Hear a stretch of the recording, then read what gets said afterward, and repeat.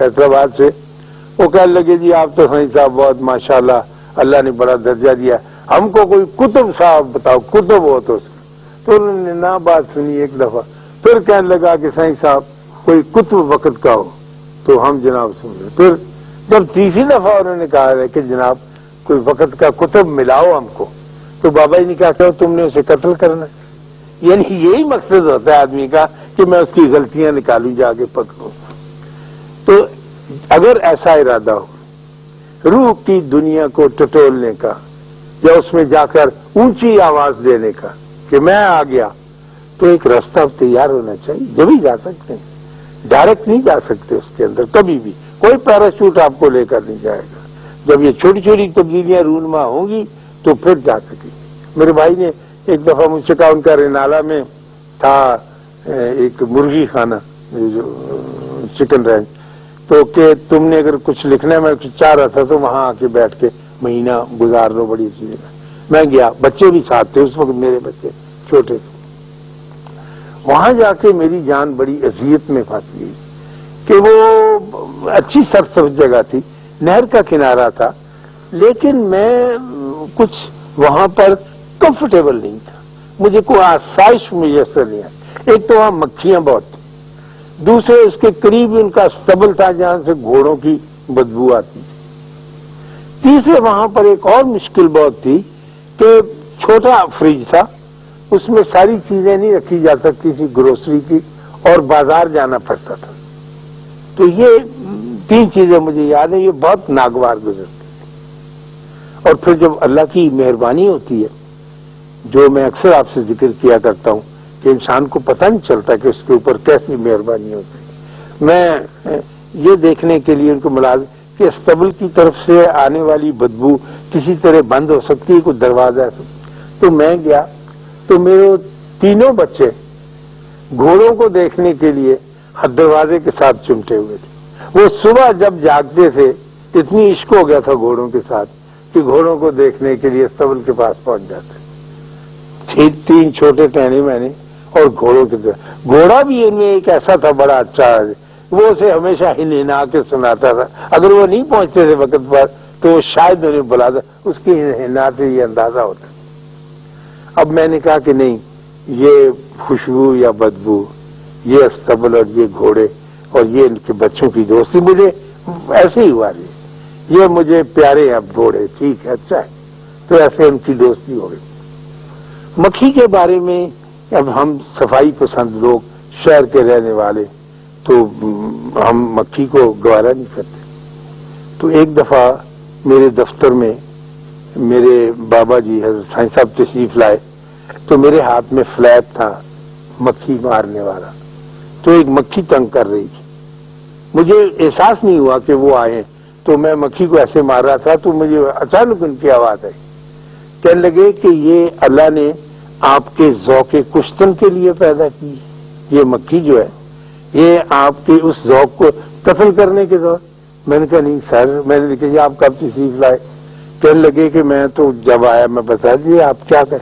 मैंने कहा जी ये मक्खी है तो इसको तो मारना, गंद फैलाती है। कहने लगे ये इंसान की सबसे बड़ी मोहसन है और तुम इसे मार रहे हो।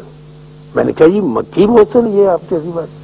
कहने लगे ये बगैर किसी किराया लिए, बगैर कोई टैक्स लिए इंसान को ये बताने आती है कि यहाँ गंद है, इसको साफ कर लो, मैं चली जाऊंगी, आप इसे मार रहे हैं तो पहले इसकी सफाई करके देखें। उनकी ये कही हुई बात लौट के आई, तो मैंने कहा ठीक है, इस कमरे में मुझे कोई फ्रेश चीजें, फूल वगैरह, वहां कोई स्प्रे स्प्रिट तो थी रखनी चाहिए, और मुझे यहाँ की सफाई। चुनाचे वो फर्श जैसा कैसा भी था उसको गीला करके मैंने झाड़ू लेके खुद खूब अच्छी तरह से साफ किया। आप यकीन करें कि वो उन्होंने आना बंद कर दिया कि ठीक है, जिस मकसद के लिए हम आई थी इसको बताने के लिए इसने पूरा कर दिया। और जब मैं सौदा लेने के लिए, जिससे मैं बहुत घबराता, 1 मील के फासले पर बाजार था, कभी आप रेनाला तशरीफ ले जाए तो उसका बड़ा अच्छा खूबसूरत बाजार है, तो मैं 1 मील के फासले पर कि कुछ चीजें ले आऊंगा, इसमें रख लूंगा और फिर काम चलता रहेगा। तो जब मैं वहां पहुंचा تو میں نے اپنے بچپن کے بعد کئی سال گزرنے کا بساتیوں کی دکانیں، بساتی آپ سمجھتے ہیں نا، ان کے پاس جو سودا ہوتا ہے جس کو، اور گروسری کی دکانیں اپنے انداز کی جو ہمارے بڑے شہروں میں نہیں ہوتی، اور وہاں پر میں نے بڑی دیر کے بعد برتن کڑھائی کرنے والا دھونکنی کے ساتھ ایک بندہ دیکھا جو مجھے ویسے نہیں نظر آ سکتا۔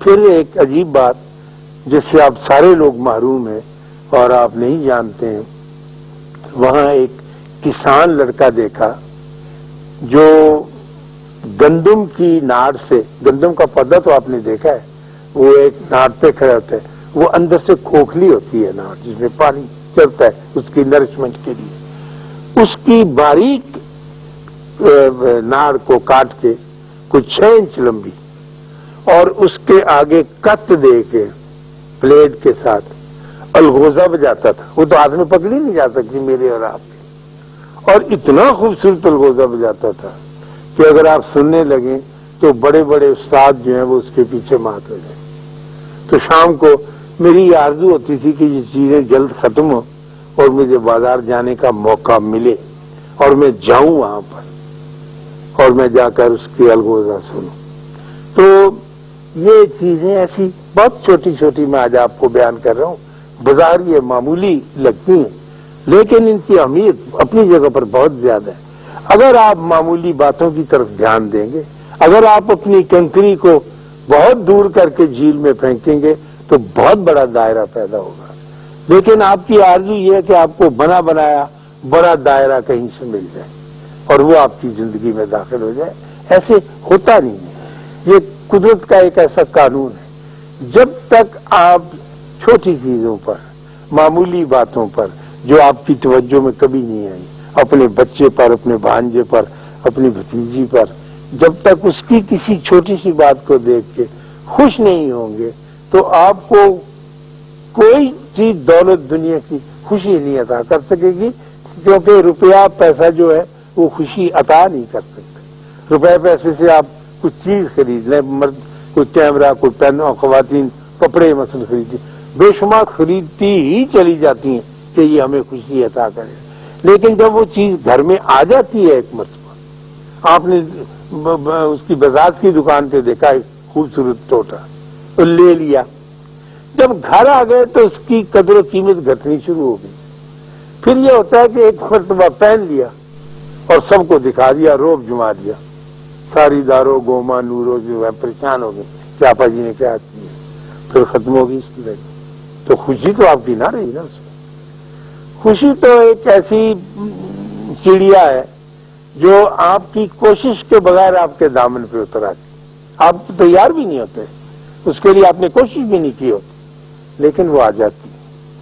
تو اس رخ پر جانے کے لیے جس کی آپ آرزو رکھتے ہیں، جو کہ بہت اچھی آرزو ہے، کیونکہ روحانیت کے بغیر انسان جو ہے مکمل نہیں ہوتا، جب تک اس کو تلاش نہیں کرے گا، جب تک وہ راستہ، وہ بٹیا، وہ پگڈنڈی اختیار نہیں کرے گا، اس وقت تک اسے مکمل ہونے کا حق ہی نہیں پہنچتا، اور وہ کرتا ضرور ہے لیکن اس کی میتھڈالوجی، اس کا طریقہ کار جو مختلف ہے، وہ چھوٹی چیزوں سے بڑی کی طرف نہیں جا سکتا۔ جب آپ ایک مرتبہ یہ فن سیکھ جائیں گے پھر آپ کو ضرورت نہیں پڑے گی کسی بابے کا ایڈریس پوچھنے کی، پھر وہ چھوٹی چیز آپ کے اندر بڑا بابا بن کر سامنے آ جائے گی اور آپ سے ہاتھ ملا کر آپ کی گائیڈ بن جائے گی اور آپ کو اس منزل پر یقیناً لے جائے گی جہاں جانے کے آرزومند ہیں۔ ایک دفعہ تجربہ کر کے دیکھ لیں، کبھی کسی چھوٹی چیز سے، کبھی کسی نالائق پڑوسی سے خوش ہونے کی کوشش کریں، کسی بیوقوف آدمی کے ساتھ، کبھی اخبار میں خوفناک خبر پڑھ کر دعا مانگیں کہ یا اللہ تو ایسی خبریں کم کر دے، کر سکتا ہے بندہ، تو آپ کا راستہ پھاٹک کھلنے لگ جاتے ہیں۔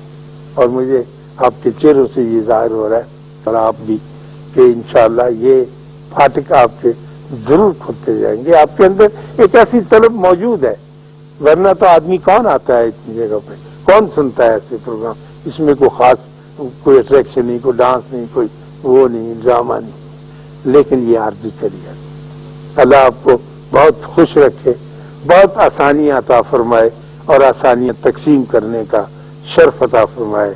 اللہ حافظ.